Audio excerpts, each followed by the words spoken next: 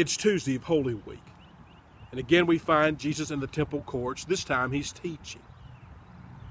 In the midst of his teaching, he's interrupted by the Pharisees, the so-called authorities, and they call into question the authority of Jesus. And they ask, by what authority do you do these things? Who gave you this authority? Jesus answers their question with a question. It's one of the methods of teaching that Jesus often used. And he goes on later in our passage, Matthew chapter 21, beginning with verse 23, to teach parables, which Jesus was also a master at using to make a point. There's a lot that could be said about today, but for a moment I want to focus on those who came as authorities, people who thought they knew everything, and likely they did. They knew all the rules, but there was something missing. All the things they knew had somehow not made it to their heart. And that reminded me of a story that's told by Max Lucado. One Sunday while sitting in church with his father, at 6 years old, he's just disconnected from the sermon and becomes preoccupied with his father's calloused hands from years of being a mechanic. And he wonders just how deep the calluses go.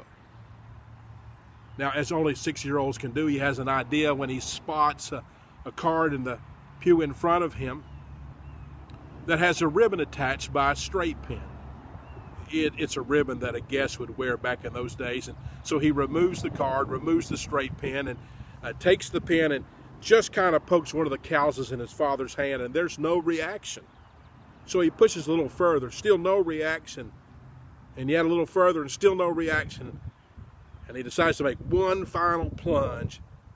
And when he does, his father groans in pain and closes his hand, only to push the pin further in. The look from his father made Max know that there was more to this story when church was over. So my point is this, is that the people who were interrupting his teaching had not allowed the message of the gospel to make it to their heart. They knew everything, or at least they thought they did, but their heart had not been changed. Unfortunately, sometimes that's our story.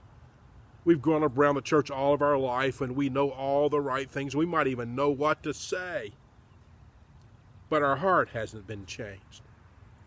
That's really what Jesus wants to do in this season of Easter, during Holy Week. I want to challenge all of us to not just go through the motions, but to let Jesus transform us, to transform our hearts by the power of the Holy Spirit.